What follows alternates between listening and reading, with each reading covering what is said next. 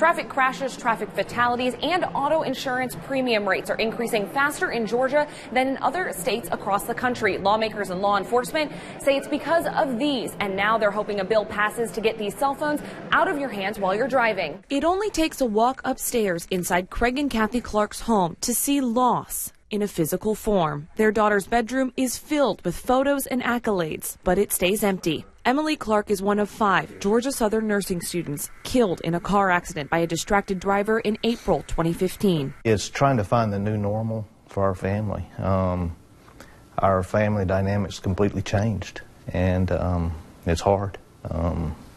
Everything about it's hard.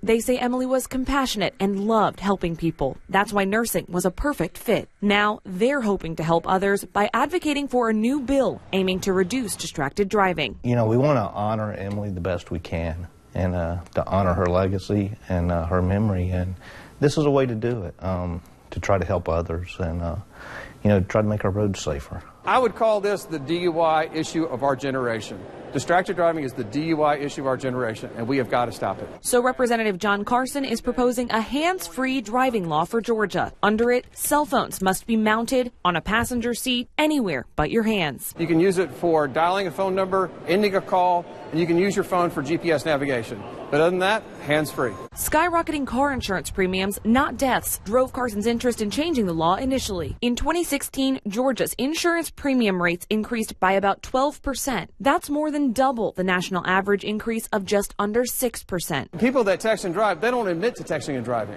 That's the issue. And when you can't identify the cause of a particular crash, it just is spread over the entire insurance pool. So it's something that impacts everybody, whether you're the one texting or you're the one who has to pay your car insurance. Absolutely. Governor's Office of Highway Safety Director Harris Blackwood says it's a step in the right direction to improve the law that's been on the books since 2010 and make it more enforceable. An officer can look without question. If he sees the phone in somebody's hand, they're getting a ticket. That's it. Now there's a question mark about that. Blackwood also says it would clear up the common misconception that the current law only prohibits texting, not internet data usage, like social media. We've had people actually get out of cars and say, well, I wasn't texting, I was on Facebook.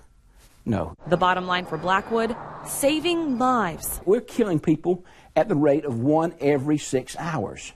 1 person in this state will die every 6 hours because of traffic crashes. That's why the Clarks got involved, too. They say they're not sure what truck driver John Wayne Johnson was doing when he crashed into their daughter's car. But they do know he was distracted enough to never slow down, never notice he crashed into her until after it happened. He said he didn't realize that he'd even hit them.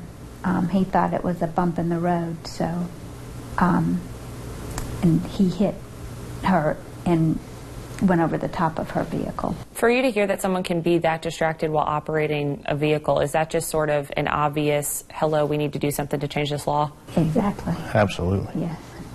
Yes, that's what, when they told us about this, that this was coming up, we told them definitely we need to be part of it.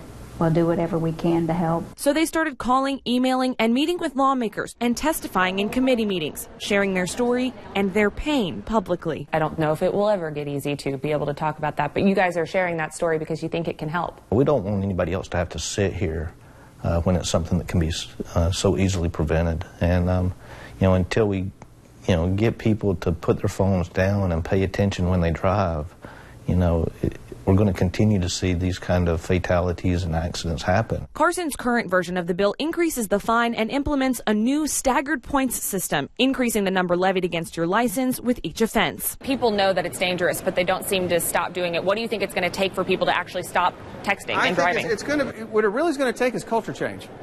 And I think that starts with some stronger laws for enforcement. I think it's the continued awareness. It's stiffening the penalties around distracted driving, much like you have with DUI. It's the same thing. By being 2 voices working to bring that awareness, Craig and Kathy hope their daughter lives on in lives saved. What would it mean to you to have this law passed? That our daughter didn't die in vain. Maybe somebody else won't get that call. At the end of the day, if passing this legislation or helping push this through saves 1 life, it's worth every minute we spend doing it. I asked Representative Carson if he thought the bill was going to pass this session, and he says there's a lot of support for the general idea. Now it's just drilling down those specifics and making sure that it's something everyone can agree on. At the state capitol, Amanda LaBrot, WTOC News.